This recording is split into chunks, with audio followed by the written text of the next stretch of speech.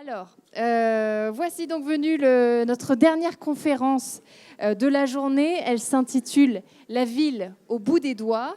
Nous allons maintenant ouvrir les portes du possible en associant mémoire et imagination, patrimoine et projection vers l'avenir. Pour ce moment singulier, nous avons donc l'honneur d'accueillir deux figures majeures de la bande dessinée et de la scénographie urbaine, auteurs des célèbres Cités obscures, Benoît Peeters et François Schuiten. Merci à tous les deux d'avoir accepté notre invitation. Comment l'utopie graphique peut-elle s'inscrire dans le réel ? Je vous passe la parole, c'est à vous. Oui, donc merci d'abord de nous recevoir. Et puis on va traverser quelques projets, vous allez voir, datant de différentes périodes et puis de formes et d'implications différentes. Tout est parti de la bande dessinée il y a pas mal d'années, il y a même un nombre d'années conséquent, avec des albums qui mettaient en scène en toute liberté des villes, tantôt rêveuses ou désirables, et tantôt plus rudes. C'était une série qui, tout en développant des villes imaginaires, se nourrissait, par exemple, de l'art nouveau bruxellois, mais tout autant du futurisme ou d'architecture dure et proche du totalitarisme. On a parlé tout à l'heure des réactions des habitants. Vous voyez ici, par rapport à la démesure de cette ville d'Urbicande, que les habitants semblent être bien peu de choses et que je crains qu'ils soient peu consultés. C'est aussi nourri de Bruxelles, la ville où nous vivions, dont nous avons proposé un double en accentuant cette tendance un peu folle aux travaux, qu'on appelle parfois la bruxellisation dans le monde urbanistique, et notamment avec cette folie des maquettes que tous les urbanistes ont bien connue. Mais d'autres de nos villes sont plus désirables, en tout cas semblent l'être, même si toujours les histoires conduisent à dramatiser, à amener l'un ou l'autre élément à l'intérieur du cadre le plus idyllique. Et petit à petit, de cet univers de papier que nous développions à deux, sont nés un certain nombre de réalisations tridimensionnelles, parfois des expositions, mais d'autres fois des interventions plus fortes, comme celle-ci que François a développée à Hanovre. Oui, ça c'est pour l'exposition universelle de l'an 2000 à Hanovre, où j'avais la responsabilité du pavillon des Utopies, un pavillon de 6000 mètres carrés avec énormément d'éléments qui incarnaient un peu l'utopie. C'est un projet qui a duré pas mal de temps pour moi, plusieurs années, et qui était passionnant parce qu'il fallait incarner tous les rêves, toutes les dimensions de vision humaine. Et toute cette idée de l'utopie qui peut tourner très vite, suivant les cultures, suivant les pays, à la dystopie, mettre en scène ses rêves et ses cauchemars. Aujourd'hui, le temps de l'utopie semble un peu fatigué et de temps en temps, nous essayons à petite échelle de développer d'autres choses. Et parfois, ça a rencontré la ville de Lyon. Oui, voilà, encore un projet qui s'est réalisé, par contre, ici, tout proche des Halles Tony Garnier. C'était un mur peint assez conséquent. Et puis, ce qui était intéressant, c'est que c'était un des premiers murs peints qui a intégré la lumière. Et donc, où il y avait tout un scénario lumière. Je dois dire que je ne suis pas repassé depuis. Et parfois, je m'interroge s'il y a encore tout le dispositif qui avait été initialement pensé. Alors, on va vous développer surtout 3 interventions, 3 projets, pour les 2 premiers surtout liés à François, et qui chacun pose un peu la question de ce que des auteurs, des artistes, des plasticiens peuvent proposer dans un contexte extrêmement précis. Donc on s'éloigne là du monde de la bande dessinée. Et le premier projet a pris place, enfin en tout cas aurait pu prendre vraiment en place au Grand-Duché du Luxembourg, dans le site industriel d'Esch-sur-Alzette. Alors c'est un projet qui est assez ancien maintenant. J'avais conçu le pavillon, la scénographie du pavillon du Luxembourg à l'exposition universelle de Séville. Et ils étaient revenus me voir en me parlant de ce site industriel de Esch-sur-Alzette et en disant qu'il y avait une réflexion au sein du gouvernement luxembourgeois pour savoir est-ce qu'on démolit tout ça et on construit ce projet de ville nouvelle, cette ville de Belleval, où il y avait déjà énormément de projets d'universités, de banques qui devaient s'y installer, ou est-ce qu'on conserve des éléments de cette ville industrielle.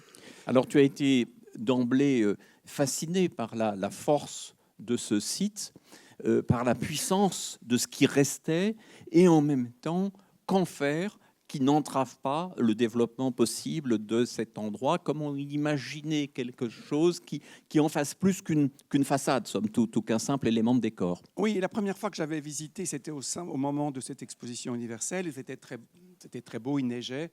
Il y avait les flammes qui sortaient de ces hauts fourneaux. Et puis, quand je reviens pour cette demande, pour cette proposition, c'est en plein été, et le site est déjà abandonné depuis un certain temps, arrêté.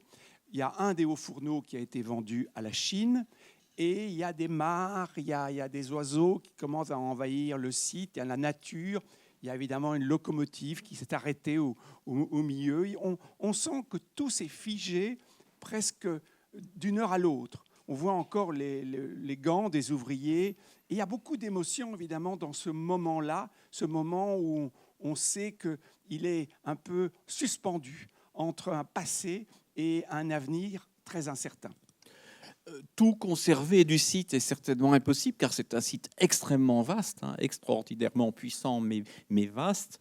Il y a des éléments plus remarquables que d'autres, mais l'idée est tout de même de mettre en garde ceux qui ont fait appel à toi contre une démolition trop rapide qui pourrait susciter assez rapidement des regrets et ôter l'identité de ce lieu, sa mémoire, son imaginaire et le respect aussi de celles et ceux qui y ont travaillé pendant si longtemps. Oui, le débat fait rage au sein des responsables. On sent bien qu'il y a les partisans de tourner la page. Et puis ceux, les écologistes, les historiens qui disent attention, on a un site remarquable. Ces sites, d'ailleurs, vous les connaissez tous. Il y en a dans l'est de la France, il y en a en Belgique, il y en a au Luxembourg et bien sûr en Allemagne. C'est un immense territoire qui est traversé par des sites industriels de ce type. Alors évidemment, ce que tu vas proposer, c'est une sorte de geste qui permettrait de conserver et de parcourir une partie de ce lieu. Oui, alors il me demande donc de dessiner ce que pourrait être ce site, comment il pourrait cohabiter avec une ville nouvelle. Donc c'est une proposition qui m'a tout de suite formidablement emballé. C'est rare de se permettre ce temps-là, ce temps où on n'est pas encore dans l'urbanisme, on n'est pas encore dans les projets, tout est encore possible. Et donc oui, l'idée était de sanctuariser ce site, de le fermer au public. Parce qu'il posait de toute façon des problèmes de sécurité infinis, la restauration n'avait pas véritablement de sens. Donc le préserver, le sacraliser et en même temps permettre d'y accéder. Voilà, et l'idée de toute façon, c'est que la ville se développe tout autour, mais qu'on créerait une espèce de Central Park entre le Central Park et un site industriel, une chose un petit peu étrange, un objet évidemment non identifié, et où en fait le public, les gens traverseraient ce site à plusieurs niveaux, dans cette espèce de croix qui permettrait d'y avoir accès sans véritablement y entrer. Et donc, oui, tu développes toute une série d'images, de visions. C'est souvent quelque chose, je crois, à quoi les gens peuvent être sensibles, c'est que ce sont non pas des prévisualisations informatiques ou techniques, mais véritablement une image qui permet d'entrevoir ce que serait le résultat final. Oui, c'est-à-dire être très rigoureux dans déjà le repérage et l'analyse, et chaque chose est dessinée très soigneusement, et en même temps étudier ce que pourrait être un objet très moderne, vraiment qui permette d'avoir une fonctionnalité pour relier deux parties de la ville, et en même temps à deux niveaux, un niveau extérieur et un niveau intérieur qui permettent en même temps de recevoir certaines fonctions.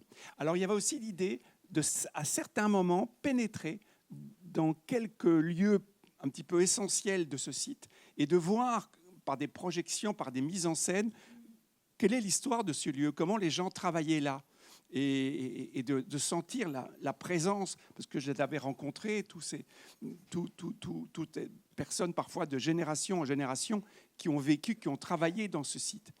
Et donc oui, on aurait aimé les voir, les entendre, les sentir, et en même temps savoir que tout est là, tout est figé, tout est comme arrêté, et en même temps pas totalement arrêté, parce que la nature, elle, on la laisse se développer, on favorise même son retour en sachant les essences qui pourraient le mieux s'intégrer à un site comme celui-là. Ça devient un parc, ça devient un lieu de promenade, ça devient une réappropriation vivante d'un espace qui pourrait sembler, par certains côtés, ingrat ou chargé de mémoire douloureuse. Alors voilà, il y a toute une série d'images. On rêvait un peu aussi d'une sorte de parcours qui se ferait de lieu en lieu, de ville en ville, autour de ces grands sites industriels qu'on retrouve dans l'Est et dans le nord de l'Europe. Alors évidemment, ce qui était amusant ici, c'était en même temps de faire travailler des jardiniers, et parmi sans doute avec des connaissances très approfondies sur le type d'essence qui peut venir s'implanter là, mais aussi évidemment des ingénieurs qui contrôlent ce site, qui évidemment va quand même se dégrader. Donc il faut... Ce dialogue entre jardiniers et ingénieurs était assez audacieux, bien sûr, mais aussi amusant. L'idée n'était pas forcément, je crois, quand tu dessinais, que le projet se fasse, mais qu'il y ait une réflexion plus large sur son devenir, c'est-à-dire une proposition qui n'était pas nécessairement à prendre telle qu'elle, ne serait-ce que sur le plan évidemment économique, financier, c'est très très ambitieux, mais de ne pas se hâter de fossiliser 2-3 éléments pour pouvoir construire gaillardement autour. Je ne suis ni architecte, ni urbaniste, et bien que je viens d'une famille effectivement qui est très, très marquée par ces deux choses-là, mais oui, le dessin peut apporter des dimensions d'imaginaire et qui ouvrent la porte, qui laisse passer de l'air et qui permettent d'envisager les choses avec peut-être plus de folie, plus de légèreté. C'est-à-dire qu'un dessin, c'est ce qu'on a vu dans nos albums. Nous pouvions mettre en scène une ville désirable, nous pouvions mettre en scène une ville plus cauchemardesque, nous pouvions mettre en scène un univers comme celui de la Tour en train de se dégrader, sans que tout cela ait de conséquences sur quelque habitant que ce soit. Et ces visions scénographiques sont vraiment intermédiaires entre ce que la lecture peut produire et ce qui peut entrer dans le réel. Alors le réel, évidemment, nous a rattrapé Esch Oui. sur Alzette et Belleval. Oui, et le Central Park est un peu passé à la trappe. Il a disparu sous l'intérêt des promoteurs. Alors, ce qui est intéressant à raconter, c'est que, en fait, je ne sais pas si tous ces dessins ont servi à quelque chose. C'est très difficile à savoir. Ils en ont fait un livre qui a eu certainement beaucoup d'intérêt. Ça a été intéressant pour beaucoup de gens. Mais ce qui était par contre, ce que j'ai entendu, qui m'a le plus marqué, c'est que très vite, au moment où ils allaient vendre les terrains, ils se sont rendus compte, à leur grande surprise, que beaucoup des investisseurs voulaient avoir une vue directe sur le Haut-Fourneau. Et ça a peut-être fait basculer la décision pour les conserver. Donc en tout cas, ils en avaient démonté un et l'avaient vendu, les autres ont été conservés, mais vous voyez que le végétal est un peu passé à la trappe. On est quand même dans une structure très très urbaine. Bon, bien sûr, nous voyons quelques arbres à l'avant-plan, mais quand même avec une échelle relativement mesquine. Mais voilà, cette ville s'est quand même construite autour de cette mémoire et peut-être que quelque chose des réflexions a conduit à ne pas en faire une cité purement anonyme. Alors j'y suis retourné récemment pour une conférence sur un tout autre sujet et j'ai pris quelques photos de ce devenir quand même assez minéral du lieu. Alors, en fait, ce n'était pas, comme je vous le dis, je savais très bien que ces images, que cette rêverie, que cet imaginaire n'était pas réalisé, comme l'a dit Benoît, pour être vraiment construit ou littéralement rendu. Mais par contre, il fait partie maintenant de l'histoire de Belleval. Et quand il y a des livres sur cette ville, je retrouve mes dessins comme si c'était un embranchement que la ville aurait pu prendre. Après tout, les cités obscures étaient une sorte futur antérieur ou de conditionnel passé. Et là, c'est un peu ça. Ça fait partie d'une couche du palimpseste d'Esch-sur-Alzette. Et peut-être que certains continuent à voir, en se promenant dans la ville, la promenade végétale qui aurait pu y venir. Alors le deuxième projet qu'on va évoquer, il y en aura 3 en tout, le deuxième projet est encore en cours.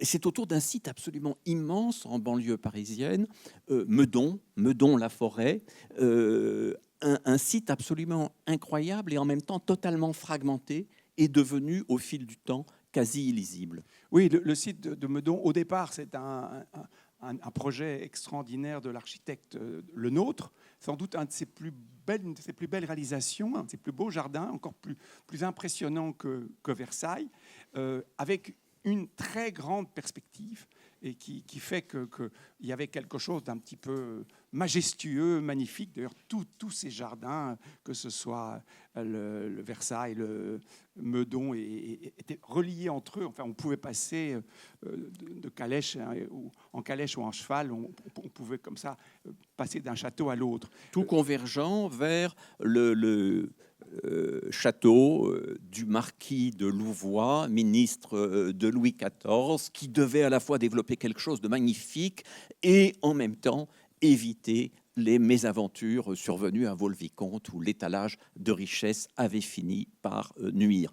Donc, Le Nôtre propose notamment un système hydraulique tout à fait incroyable, extraordinaire, avec une alimentation de tous ces bassins dans un terrain en forte déclivité. Et il y a une période de magnificence à tel point que Louis XIV compte à reprendre le domaine après la mort de Louvois et le donner à son fils, le grand dauphin. Mais lorsque Louis XIV va perdre son fils, la mort du grand dauphin crée une sorte de désamour pour le site du château de Meudon et ce parc, sans doute aussi qui représente une concurrence un peu forte par rapport à Versailles, puisqu'on voit, par exemple, un peu plus tard, cette citation emblématique: « Il est peu d'architectes citoyens et d'étrangers éclairés qui n'aient désiré comme nous que les dépenses qu'on a faites à Versailles eussent été faites à Meudon comme le plus beau lieu du monde par sa disposition et par sa situation. » Donc vous voyez le prestige du lieu, son ampleur aussi, et on va voir assez rapidement sa décadence. Et pourtant, le Nôtre a magnifiquement tenu compte des particularités d'un site énorme et cette grande perspective a su vraiment utiliser cette déclivité et qui était si infinie. Il y a une dimension cosmique toujours chez le Nôtre, mais peut-être particulièrement sur Meudon.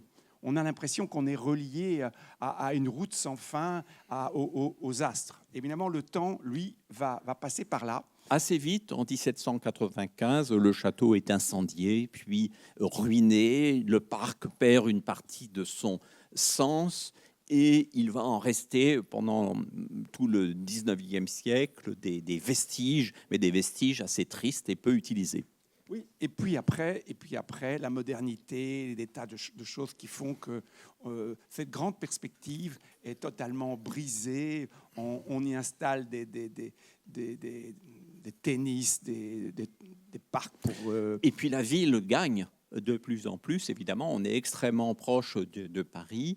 Et donc, le parc est fragmenté en différents morceaux. On va trouver dans les parties végétales qui subsistent l'observatoire qui sera construit par Jules Janssen et jouant un rôle très très important tout à la fin du 19e siècle. Ici, on voit bien dans cette photographie aérienne les différents composants tout à fait remarquables. Il y a ce hangar Y qu'on va après vous préciser, qui est sur la ligne jaune là. On voit la grande soufflerie, qui est ce bâtiment qui est sur le site de l'ONERA, donc de l'armée. Tout ça a été mis un peu ploc-ploc, sans vraiment tenir compte du plan initial de Le Nôtre, ni réellement pensé pour dialoguer entre eux. Tout ça est complètement autonome. Il reste un des bassins que l'on voit qui a gardé sa forme d'origine, des petits morceaux du jardin, mais évidemment une fragmentation qui rend l'espace illisible et difficilement accessible pour la plus grande partie. Alors il y a évidemment cet observatoire de Meudon qui est construit sur les fondations du château, un observatoire tout à fait remarquable d'ailleurs, vraiment étonnant. Et puis bon, vous voyez ici dans une photo plus récente, vous voyez il reste quelque chose de cette grande perspective, mais c'est assez difficile. Et ça, c'est une photo qui date d'il y a quelques années maintenant. Les choses, quand même, se sont un peu améliorées depuis. Il y a un intérêt qui revient à un moment pour les éléments épars et souvent remarquables, et l'idée donc qu'il pourrait y avoir, dans cette zone extrêmement dense et urbaine, qu'il pourrait y avoir une meilleure façon pour la ville de valoriser ce patrimoine et ses circulations. Comment faire cohabiter ces différents éléments? Comment, malgré tout, faire dialoguer, trouver un sens? Parce qu'en fait, ce qui est frappant, c'est de voir les objets qui sont là. D'abord, cet observatoire, cette lunette remarquable, une grande soufflerie et un hangar à dirigeable. Il y a quand même là, étonnamment, des sujets qui nous ramènent à l'espace, au vol, à une dimension aérienne, et tout ça concentré sur très très peu d'espace. Donc il y a d'abord un très, très gros travail à faire avec les historiens, avec des spécialistes qui peuvent nous aider à comprendre profondément le site. Ici, on situe encore un peu mieux certains éléments. La grande soufflerie sur la droite. Et puis, il faut qu'on vous parle de cette grande soufflerie, un objet tout à fait étonnant, une espèce de prouesse d'ingénierie, un bâtiment qui a été très très peu photographié parce qu'il était sur le site militaire, donc il a été photographié au moment de sa construction. Ça, c'est une photo avant l'installation des grandes hélices. Il date des années 1920. Oui, 1920, un petit peu après. Et en fait, il est là pour tester les futurs avions. Et d'ailleurs, le Concorde a été testé dans cette grande soufflerie. Un objet tout à fait surprenant, puisque c'est une espèce d'immense aspirateur, remarquablement conçu, sans doute une des plus grandes de son temps, qui a tout de suite intéressé les militaires et qui faisait que le site était totalement inaccessible. Et il y a eu quelques photos très anciennes et puis des photos plus récentes maintenant. De manière assez amusante, nous ne sommes pas les premiers auteurs de bande dessinée à nous y être intéressés. Si vous connaissez l'œuvre d'Hergé et la série un peu moins connue Josette et Joko, le père de Josette est ingénieur, c'est l'ingénieur Legrand qui va tester un avion dans la grande soufflerie, représenté de manière à la fois précise et ludique. Alors, ça fait très longtemps que cette grande soufflerie ne fonctionne plus. Elle a été arrêtée pour des tas de raisons, et puis surtout parce que ça faisait trembler à peu près tous les bâtiments à côté. C'était un objet. Et puis donc, on a fermé devant les hélices, on a mis ces éléments qui en fait sont translucides, mais ne permettent plus évidemment de voir. Le site est de toute façon tout à fait inaccessible Oui. pour l'instant, et d'ailleurs cet élément est à vendre. On espère que la ville ou le département en feront l'acquisition. Et donc, à côté de ça aussi, ce fameux hangar à dirigeable, un hangar qui avait été conçu aussi pour une exposition universelle à Paris, un hangar qui a une histoire aussi très curieuse. Après, on le déménage, on le met sur Meudon, parce que c'est vrai que Meudon a été l'occasion de beaucoup d'essais, non seulement de ballons, de dirigeables, mais aussi de petites aviations légères. Et donc, c'est un des rares hangars à dirigeables encore existants. Et quand je l'ai découvert, il était aussi en très très mauvais état, comme la grande soufflerie. Ce sont des bâtiments qui sont aujourd'hui en très très très mauvais état. Il a eu des usages étonnants, puisque après avoir inspiré Hergé pour Josette, il a été proposé par Malraux à Chagall au moment du plafond de l'opéra. Il fallait un espace immense, et c'est donc là que Chagall a fait les premiers essais de déploiement de ce plafond. Il était en partie aussi un petit musée de l'aviation avant le Bourget. Et puis, au moment où je découvre, il est comme ça, il va presque tomber de lui-même. Et chose incroyable, c'est que là, il va se passer un coup de baguette magique. C'est un privé qui va s'emparer de ce bâtiment et en faire un lieu assez branché sur l'art contemporain et bien sûr aussi l'événementiel. Et donc, en presque un an, il a été totalement rénové. Là, Alors, il est accessible d'ailleurs au public et accueille un certain nombre d'événements, mais en étant tout à fait dissocié. C'est une entrée spécifique, il est tout à fait dissocié du reste du site, même si la Grande Soufflerie est tout proche. alors donc, mon premier travail, ça a été d'abord de dessiner et de me réapproprier ce site.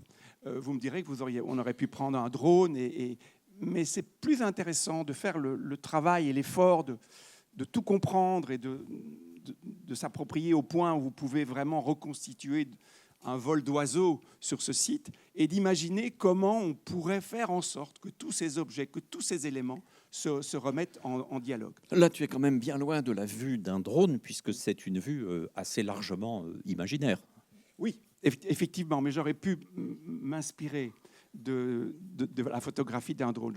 J'ai passé beaucoup de temps sur cette image parce que c'est vrai que ça demande de correspondre à cette fameuse déclivité dont le nôtre, qui a inspiré tellement le nôtre. Oui, resituer bien sûr la Grande Soufflerie telle qu'elle serait, telle qu'elle pourrait être, en se débarrassant d'ailleurs d'une petite rajoute qui a été faite au bout. Et puis, resituer le hangar Y tel qu'il est aujourd'hui visitable. Mais Alors évidemment, les dirigeables qui étaient un des possibles des moyens de transport abandonnés, comme on le sait, après la catastrophe du Hindenburg, les dirigeables ont toujours été présents pour nous. Donc là, tu avais entre cette grande perspective végétale, l'observatoire avec son télescope, les dirigeables, il y avait des images qui pouvaient nous parler, nous faire rêver, introduire, parce que j'ai l'impression que c'est le cas immédiatement des convois indirigeables aujourd'hui, introduire un élément de fiction à côté de toutes les fonctions urbaines qu'on connaît et de toutes les fonctions de transport. Et alors, ça, ce sont des images qui ont été faites, bien sûr, avant la rénovation de ce hangar Y. Ce qui était intéressant, évidemment, c'est de pousser aussi l'idée, c'est que ce lieu pourrait continuer à interroger la dimension aérienne et être le lieu de start-up sur les taxis volants, sur tous ces engins qui aujourd'hui sont étudiés pour des déplacements courts autour des villes. Et donc, petit à petit, tu as développé des images autour des différents aspects de ce site. Là aussi, je crois, sans avoir l'illusion, qui risquerait de conduire à une déception, sans avoir l'illusion que tout cela allait se faire, mais que peut-être quelques éléments de ces représentations allaient pouvoir atterrir dans le réel. Oui, parce qu'en fait, quand on voit un objet, c'est vraiment un objet, comme cette grande soufflerie, tous les promoteurs le trouvent ô combien fascinant, mais ils ne savent strictement pas quoi en faire. C'est un objet bizarre à l'intérieur, avec cette espèce de grand entonnoir vers lequel l'air se concentre, et extérieurement, qu'est-ce qu'on fait de ça? C'est extrêmement compliqué. Donc, d'abord, le dessin est là pour donner envie, donner à voir l'attractivité de cet objet, les particularités de cet objet, et qui est pour moi un objet fantastiques, comme la Tour Eiffel, ce sont des objets rares et qui pourraient donner lieu à un intérêt, à des émotions uniques en réalité. Et donc aussi, bien sûr, une mise en valeur de l'observatoire, qui est un objet remarquable. Une chose qui a été complètement perdue, noyée sur une forêt envahissante, c'est un petit bâtiment qui a dû exister, là que j'ai dessiné un peu d'une façon intuitif, puisqu'il n'y a plus aucune trace, et qu'on appelait le bosquet du plaisir. Ça fait fantasmer beaucoup de gens à Meudon, mais dont on ne sait pas exactement où il se situe. Il faudrait, et donc là, tu l'as plus inventé que reconstitué. Voilà. Et puis après, on m'a demandé d'aller un peu plus loin et de voir comment on pourrait imaginer quelque chose autour de ce hypothétique bosquet du plaisir et de voir comment il pourrait recueillir des fonctions, de nouvelles fonctions. Comme on l'annonçait dans le titre, c'est un projet à horizon 2040. Il peut se passer bien des choses positives ou négatives, mais en tout cas, voilà, nous serons raconter quelques belles histoires et peut-être quelques habitants de Meudon en auront rêvé à leur façon. Et évidemment, dans cette valorisation aussi de cet immense réservoir d'arbres et de verdure au sein de cet environnement urbain extrêmement dense. Oui, en fait, il faut aussi s'y attarder. Il y a des arbres là uniques, remarquables, et il faudrait tous aussi les dessiner, montrer leurs particularités, montrer en quoi ils remplissent un rôle dans cet environnement et dans cette forêt. Et c'est vrai qu'on peut parler du bâti, mais comment redonner à voir, sans être dans l'identique, bien sûr, le plan de Le Nôtre. Il ne s'agit pas de rêver à un Versailles à Meudon, loin de là. Il y a quand même quelque chose à conserver. On peut faire ressurgir certaines choses du plan de Le Nôtre et, bien sûr, valoriser les arbres qui sont là. Alors le dernier projet que nous allons évoquer, celui du Nautipoulpe, là c'est une longue histoire qui nous relie à Jules Verne, la ville d'Amiens étant la ville où Jules Verne a passé l'essentiel de sa vie. Il y a eu plusieurs projets et là c'est quelque chose qui a en tout cas en grande partie atterri en cette année 2025 qui marque le 120e anniversaire de la mort de Jules Verne. Oui, Alors Jules Verne, il a toujours été là pour nous. Il est une de nos références constantes, majeures. Oui, il traverse notre imaginaire à tous les deux depuis très très longtemps, depuis l'enfance. Et il était pour moi aussi un visionnaire, non pas seulement par ses récits, par le monde qu'il imaginait, mais aussi par la cohabitation entre le texte et les illustrations. Et l'objet livre. Et l'objet livre extraordinaire conçu avec son éditeur Hetzel. Et ces gravures qui nous faisaient rêver enfants dans les éditions qu'on pouvait aborder, et notamment à la fin de 20 000 lieues sous les mers, ce terrible combat avec le kraken, ce poulpe géant, mythique, qu'on combat à la hache et qui réussit à pénétrer dans le Nautilus. Dans ces histoires de Jules Verne, parmi les plus fascinantes, il y avait aussi l'île mystérieuse avec la réapparition du personnage singulier, parce qu'assez sombre, assez noir, assez vengeur, ce personnage du capitaine Nemo. Et la première image que tu as faite pour Amiens, une simple commande d'une image, mettait en scène un hypothétique retour du capitaine Nemo ou peut-être de Jules Verne. Oui, c'est une image qui date maintenant de 35 ans, je crois, à la demande de la ville pour le réaménagement du site de la cathédrale, qui est une pure merveille, et de voir comment ce site pouvait... Voilà, il y avait toute une réflexion là-dessus. Ce site a été réaménagé, bien sûr, depuis très longtemps. Et on reconnaît la tour Perret à côté de la cathédrale. Oui, ce qui est amusant, c'est que très vite, je mets en scène le capitaine Nemo et bien sûr son Nautilus. Et quand même, il y a une pieuvre qui est là, qui est en train de tourner autour de la jambe du capitaine Nemo. L'image, d'ailleurs, avant d'être éditée et utilisée par la ville d'Amiens, avait donné naissance à de nombreuses discussions sur la symbolique qu'elle pouvait contenir et les périls qu'elle pouvait faire peser éventuellement sur l'équipe dirigeante. Oui, il y avait un responsable qui disait au maire, mais enfin c'est très clair, c'est vous qui allez tomber par l'opposition et le poulpe est là à vous surprendre. Enfin, ils ont quand même... Tu étais vraiment alors très très au courant de la politique locale pour avoir fait cela avec une perversité terrifiante, évidemment. L'innocence de François était totale et le poulpe venait tout simplement de Jules Verne, mais peut-être l'avait-on insuffisamment lu dans sa propre ville. Oui, et puis donc cette œuvre va continuer à nous passionner quand on aura la demande du musée des arts et métiers de faire la station qui est juste en dessous. Naturellement, l'idée d'avoir une référence à Jules Verne, et pas seulement d'ailleurs, mais à toutes les magnifiques machines.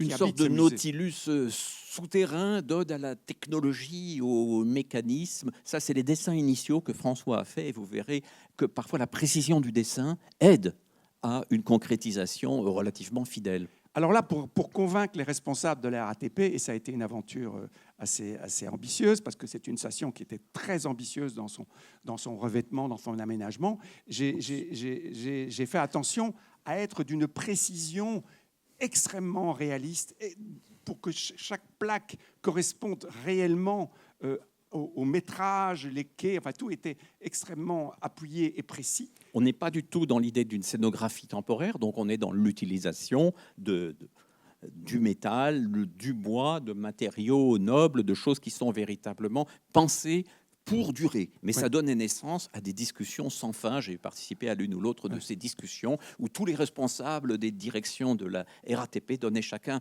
leur objection tout en disant qu'ils adoraient le projet, mais qu'il y avait tel et tel problème. Si François avait écouté l'ensemble de ces objections, le projet, évidemment, n'existait plus. Ou alors il aurait été en carrelage blanc, mais ça aurait été moins bien. On nous disait notamment que ça allait être extrêmement anxiogène et aussi, autre argument, que l'absence de publicité dans la station allait faire que les gens s'ennuieraient beaucoup. Donc, nous avons répondu... Alors, en fait, il faut savoir que ça a été un parcours très, très complexe, très, très long pour arriver à les convaincre.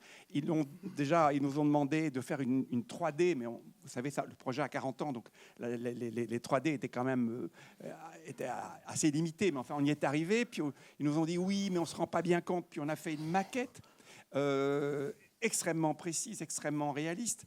Ils ont dit oui, mais c'est difficile de voir vraiment.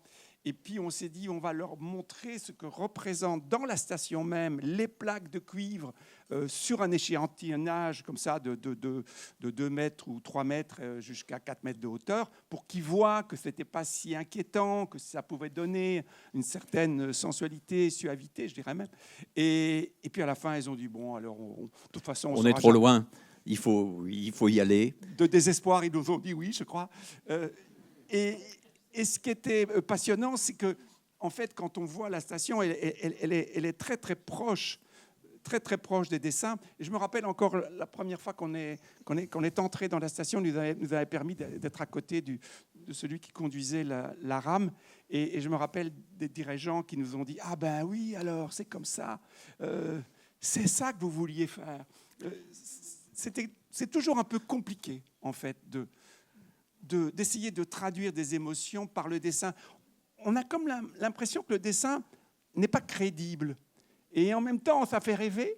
Et en même temps, on dit, oui, mais enfin, ce n'est qu'un dessin. Oui, c'est qu'un dessinateur de bande dessinée, en plus. Donc, c'est pas toujours un argument en ma faveur. Nous n'avons jamais enregistré de réaction sur l'anxiété spécifique générée par cette station, mais le rapport que la RATP entretient avec elle est très étrange. À la fois, ils en sont très fiers, et en même temps, quand quelqu'un leur dit « on pourrait faire quelque chose d'ambitieux », ne me parlez pas de la station Arts et Métiers, cela ne se reproduira jamais. Donc, il y a eu cette possibilité d'une fenêtre, peut-être d'un concours de circonstances qui a permis au projet d'atterrir. En fait, c'est toujours des concours de circonstances.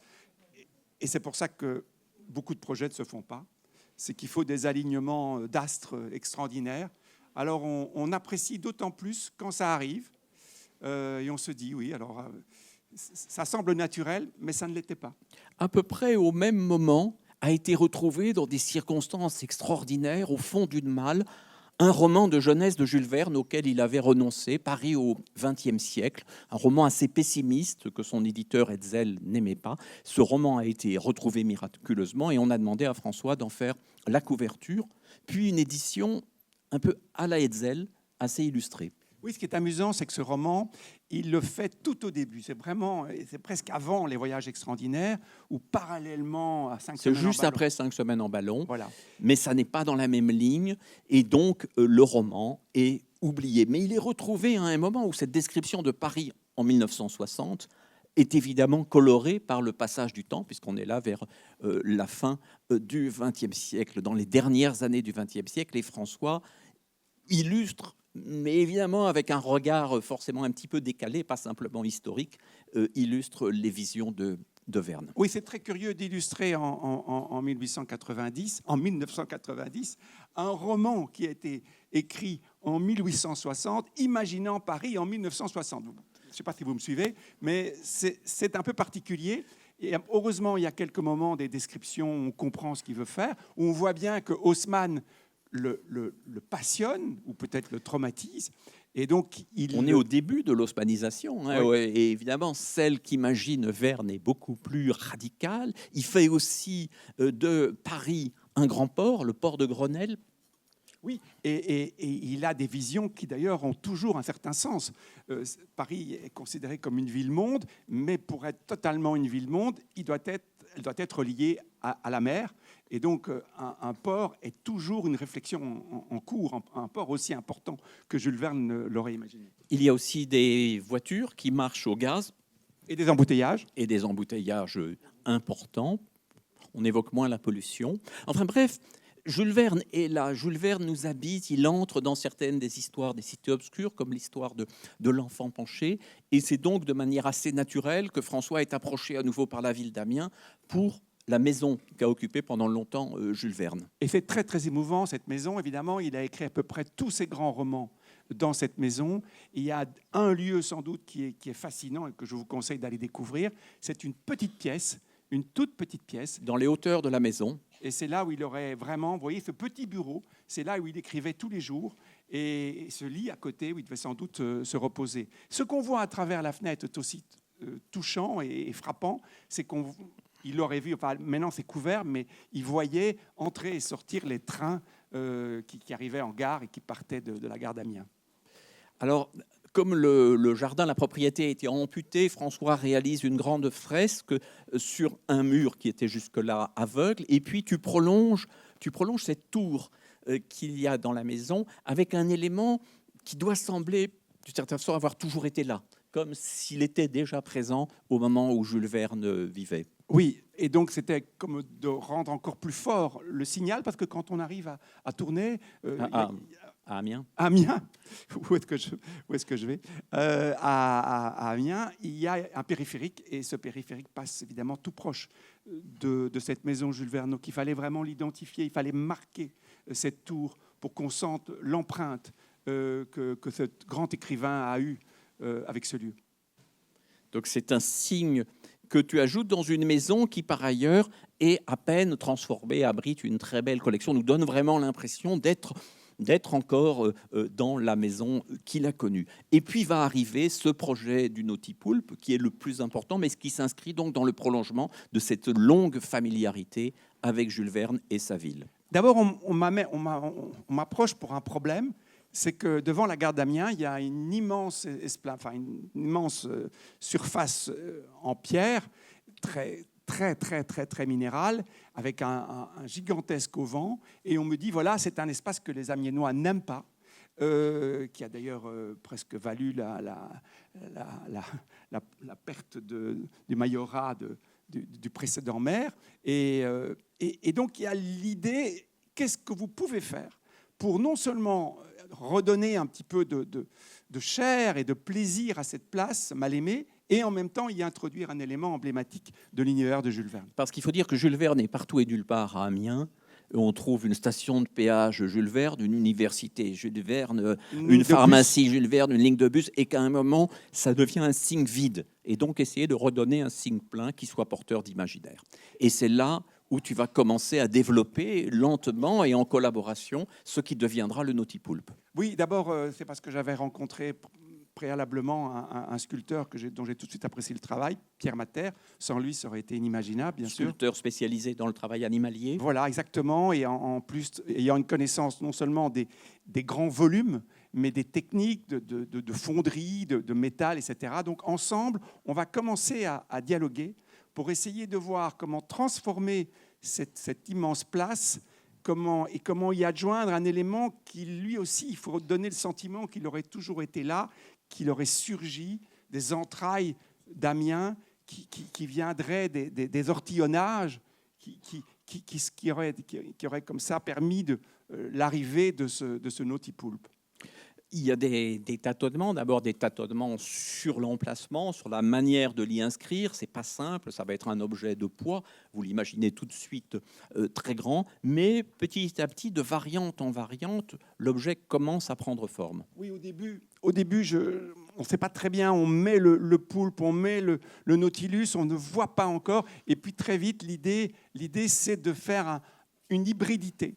Un mélange entre cet animal presque mythologique, en tout cas à cette échelle, et le Nautilus. Donc avoir un élément mécanique, un élément animal, en même temps une façon de revisiter les visions de Jules Verne, redonner une modernité aux visions de Jules Verne et l'inscrire dans des préoccupations contemporaines. Donc là, vous commencez à travailler des simulations. Des simulations, des maquettes. Là aussi, il faut passer à travers les fourches codines de différents regards et des élus. Et c'est tout à fait... Les questions techniques, les questions financières.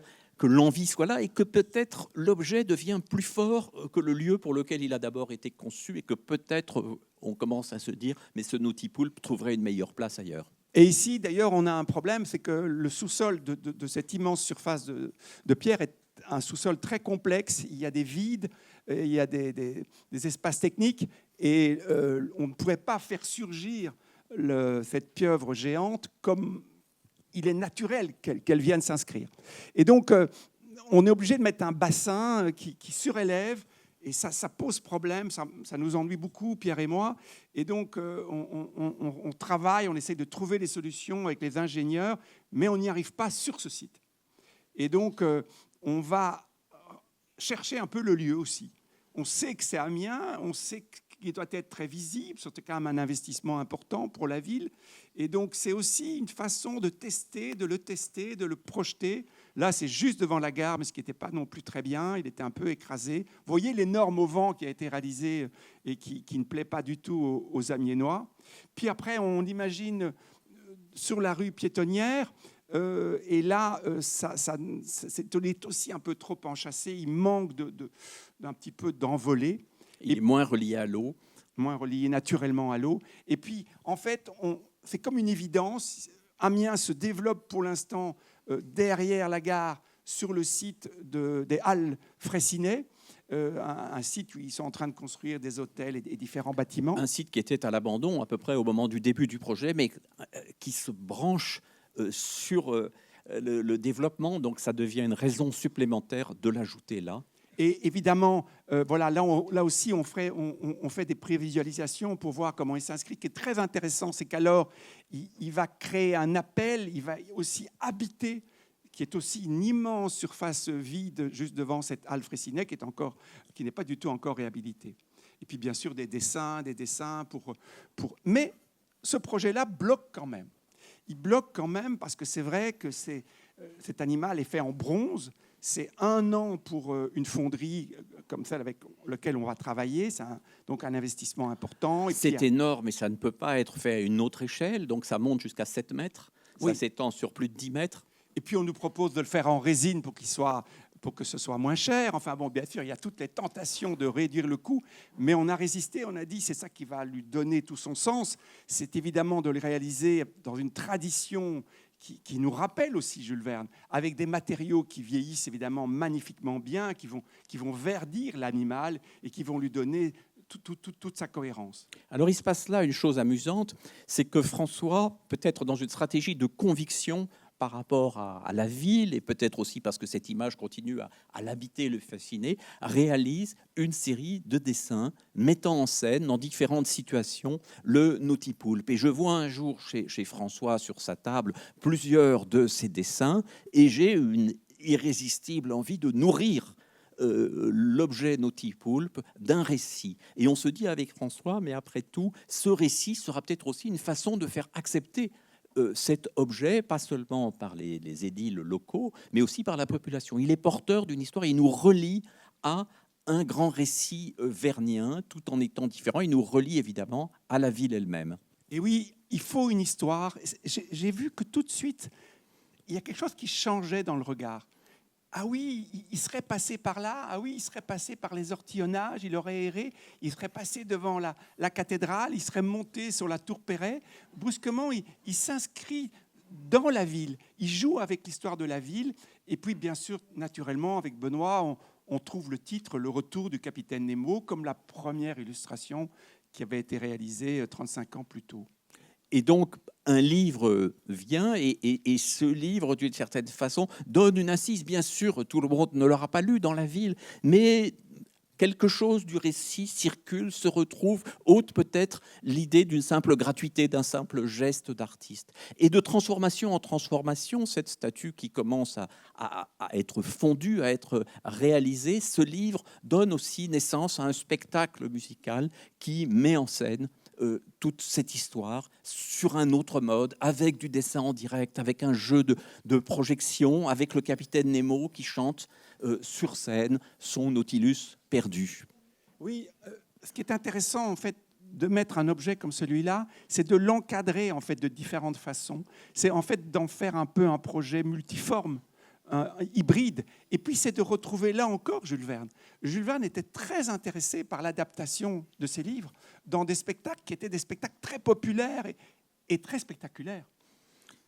Alors, parallèlement, se fait une maquette, une nouvelle fois, qui est exposée dans la gare d'Amiens, comme pour préparer les gens à l'arrivée de la chose. Ici, on voit François avec le sculpteur Pierre Mater. Et puis, on va entrer dans le dur. On va entrer dans la réalisation. Et là, c'est absolument fascinant de voir ce qui va passer de ces premiers dessins, de ces premières ébauches, de cette mise en situation à des ateliers de grande ampleur. Alors, c'est une formidable fonderie qui d'ailleurs sont des fondeurs depuis plusieurs générations, qui vont prendre en main ici en France, c'est près d'Épinal, et c'est une fonderie où ils ont adoré travailler sur cet objet. Le jour où il est parti, je crois qu'ils étaient un petit peu comme orphelins. Ce monstre géant qui occupait le plus grand espace de la fonderie. Et oui, ça a été une aventure magnifique. Et ce qui était très intéressant, c'était aussi de mettre tous les responsables politiques quand on les a fait venir dans cette fonderie.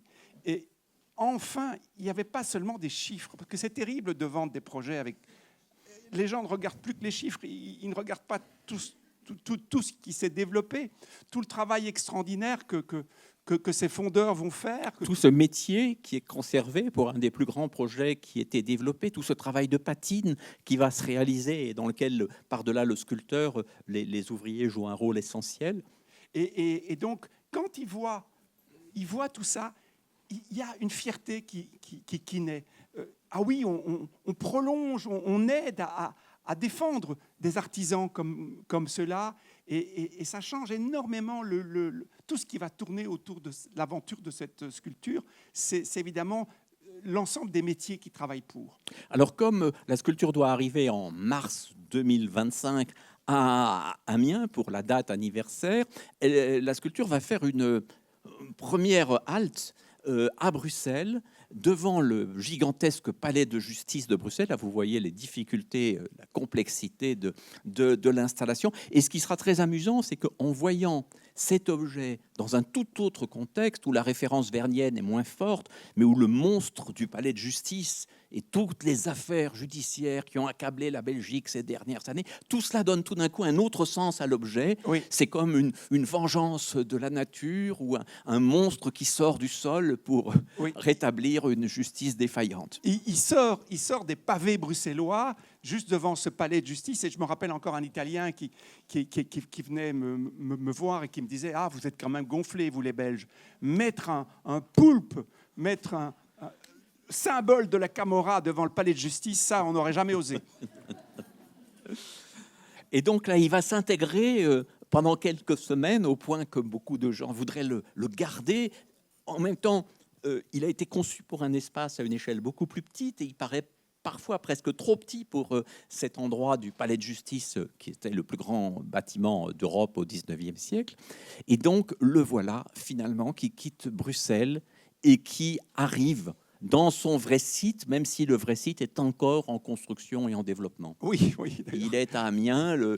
Voilà, il prend place peu à peu. Donc voilà, c'était pour vous dire qu'il n'y a pas que des projets dont on rêve et qui ne se réalisent pas ou qui se réaliseront peut-être pas. C'était intéressant de vous dire qu'on peut introduire des imaginaires. Et oui, il y en a qui s'inscrivent, qui s'installent et qui dialoguent avec la ville et qui apportent toute une dimension et qui font bien sûr d'abord rêver. On pense beaucoup à eux, aux enfants. C'est formidable de voir les enfants fascinés par des objets comme celui-là. Cet objet-là, il n'a sa place qu'à Amiens. Il a été vraiment pensé pour Amiens. Et il est pensé pour durer, pour se patiner, continuer à vivre. Et puisqu'on a beaucoup parlé de questionnaires, de réactions de ceux qui éprouvent la ville et les interventions, il sera évidemment intéressant un jour de voir les histoires que bien d'autres que nous se racontent autour de cet objet, avec Jules Verne, par-delà Jules Verne et par-delà Schuiten et Peters, comme on dit quelquefois. Merci.